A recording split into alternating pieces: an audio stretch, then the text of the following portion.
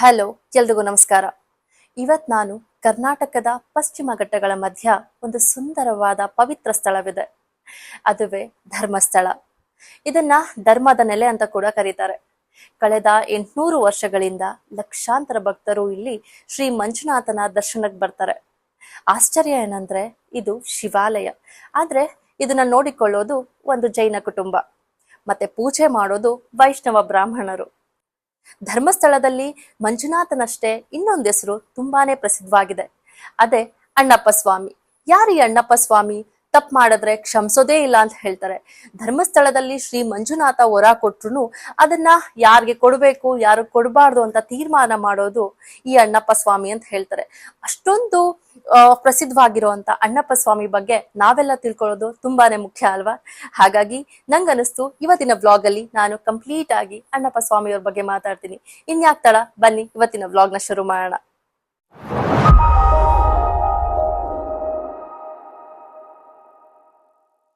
ಬಹಳ ವರ್ಷಗಳ ಹಿಂದೆ ಈ ಸ್ಥಳವನ್ನ ಕುಡುಮ ಅಂತ ಕರೀತಾ ಇದ್ರು. ಅದನ್ನ ಬೀರ್ಮಣ್ಣ ಪೇರ್ಗಡೆ ಅನ್ನೋ ಒಬ್ಬ ಜೈನ ನಾಯಕ ಆಳ್ವಿಕೆ ಮಾಡ್ತಾ ಇರ್ತಾರೆ.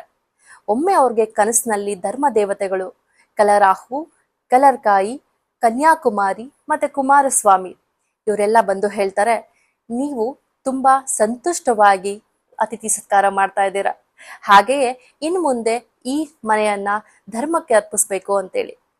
ಪೇರ್ಗಡೆ ಯೋಚನೆ ಮಾಡದೆ ತಕ್ಷಣವೇ ಆ ದೇವತೆಗಳಿಗೆ ಗೋಪುರನ ನಿರ್ಮಿಸ್ತಾರೆ. ಮತ್ತೆ ಪೂಜೆಗೆ ಬ್ರಾಹ್ಮಣರನ್ನ ಕರೀತಾರೆ. ಬ್ರಾಹ್ಮಣರು ಹೇಳ್ತಾರೆ, ಇಲ್ಲಿ ಸ್ಥಳೀಯ ದೇವತೆಗಳ ಜೊತೆಗೆ ಶಿವಲಿಂಗ ಕೂಡ ಇರ್ಬೇಕು ಅಂತ ಹೇಳಿ. ಅದಕ್ಕಾಗಿ ಒಬ್ಬ ಭಕ್ತನು ಕದ್ರಿ ಮಂಜುನಾಥ ದೇವಸ್ಥಾನದಿಂದ ಒಂದು ಶಿವಲಿಂಗನ ತಗೊಂಡ್ಬರ್ಬೇಕು ಅಂತ ಹೇಳಿ. ಆ ಸೇವೆಯನ್ನ ಯಾರು ಕೊಟ್ರು ಗೊತ್ತಾ? ಅಣ್ಣಪ್ಪ ಸ್ವಾಮಿಗೆ. ಅಣ್ಣಪ್ಪ ಸ್ವಾಮಿ ತುಂಬಾ ಭಕ್ತಿ ಉಳ್ಳವನಾಗಿದ್ದ. ಒಂದ್ ರಾತ್ರಿ ಚಂದ್ರನ ಬೆಳಕಿನಲ್ಲಿ ಅವನು ಕದ್ರಿ ಕಡೆ ಹೊರಟ. ಹಸಿರು ಕಾಡು, ಗುಡ್ಡಗಾಡು ದಾಟಿ ಕೈಯಲ್ಲಿ ಒಂದೇ ಒಂದು ಪೆಟ್ಟಿಗೆಯಲ್ಲಿ ಶಿವಲಿಂಗವನ್ನ ಇಟ್ಕೊಂಡು ಬರ್ತಾನೆ. ಆದ್ರೆ ಬೆಳಗಿನ ಜಾವ ಆಶ್ಚರ್ಯಕರವಾದದ್ದು ಒಂದ್ ಜರುಗತ್ತೆ. ಧರ್ಮಸ್ಥಳದಲ್ಲಿ ಹೊಸ ಶಿವಲಿಂಗ ಈಗಾಗ್ಲೇ ಪ್ರತಿಷ್ಠಾಪನೆ ಆಗಿತ್ತು. ಈ ಶಿವಲಿಂಗವನ್ನ ಒಂದ್ ರಾತ್ರಿಯಲ್ಲಿ ಯಾರು ತಗೊಂಡ್ ಬಂದ್ರು ಅಂತ ಜನ ಯೋಚನೆ ಮಾಡ್ತಾ ಇದ್ರು. ಆದ್ರೆ ಅಣ್ಣಪ್ಪ ಸ್ವಾಮಿ ಎಲ್ಲೂ ಕಾಣಿಸ್ಲಿಲ್ಲ. ಹೀಗಾಗಿ ಎಲ್ರು ನಂಬ್ತಾರೆ ಅಣ್ಣಪ್ಪನನ್ನು ದೇವರು ಆಯ್ಕೆ ಮಾಡಿದ್ದು ಅಂತ ಹೇಳಿ. ಅವನ ಕಾರ್ಯವನ್ನ ಮುಗಿಸಿ ಅದೃಶ್ಯನಾಗಿದ್ದಾನೆ ಅಂತ ಹೇಳಿ. ಅಣ್ಣಪ್ಪ ಸ್ವಾಮಿಯ ಕೀರ್ತಿ ಇಲ್ಲಿಗೆ ಮುಗಿಲಿಲ್ಲ.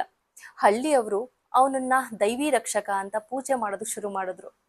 ತುಳು ಸಂಸ್ಕೃತಿಯಲ್ಲಿ ಅವರು ಅಣ್ಣಪ್ಪ ಪಂಜುರ್ಲಿ ಅಂತ ಹೇಳಿ ಪ್ರಸಿದ್ಧನಾಗ್ತಾರೆ.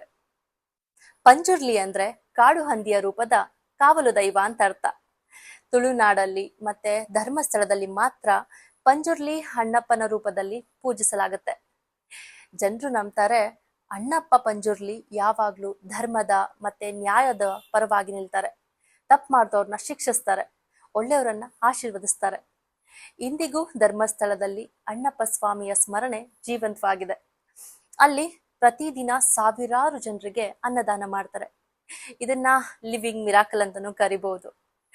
ಮತ್ತೆ ಇನ್ನೊಂದು ವಿಶೇಷತೆ ಏನಂದ್ರೆ ಇಲ್ಲಿ ಶಿವಾಲಯವಿದ್ರು ಅದನ್ನ ನೋಡಿಕೊಳ್ಳೋದು ಜೈನ ಕುಟುಂಬ, ಪೂಜೆ ಮಾಡೋದು ವೈಷ್ಣವ ಬ್ರಾಹ್ಮಣರು.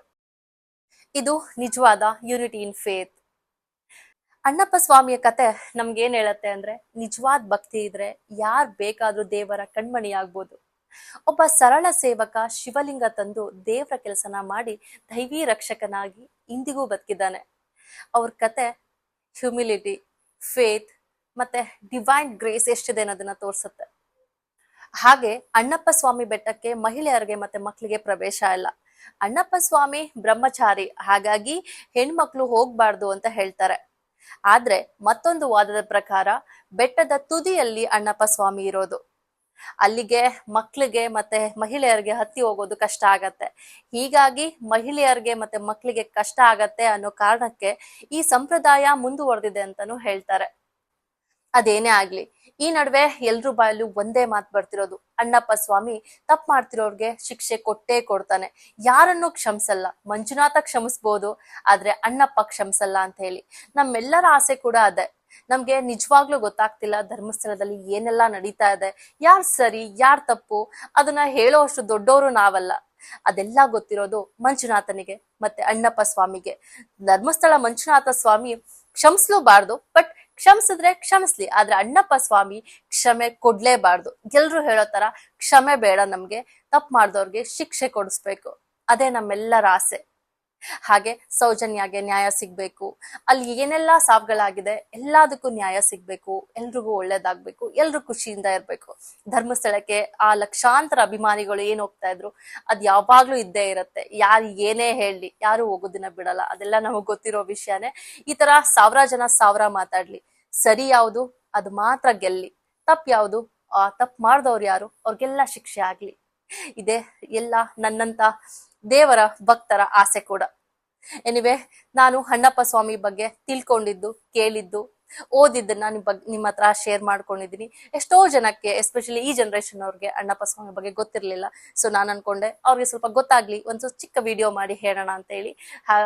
ಈ ವಿಡಿಯೋದಲ್ಲಿ ನಾನು ಏನಾದ್ರೂ ಗೊತ್ತಿಲ್ಲದೆ ಮಾತಾಡಿದ್ರೆ, ಏನಾದ್ರೂ ತಪ್ಪಾಗಿದ್ರೆ ದಯವಿಟ್ಟು ಕ್ಷಮಿಸಿ. ಇದೇ ತರ ಒಳ್ಳೆ ವಿಡಿಯೋ ಜೊತೆಗೆ ಮುಂದಿನ ಬ್ಲಾಗ್ ಅಲ್ಲಿ ಸಿಗ್ತೀನಿ. ಅಲ್ಲಿವರೆಗೂ ಟೇಕ್ ಕೇರ್, ಬಾಯ್, ನಮಸ್ಕಾರ.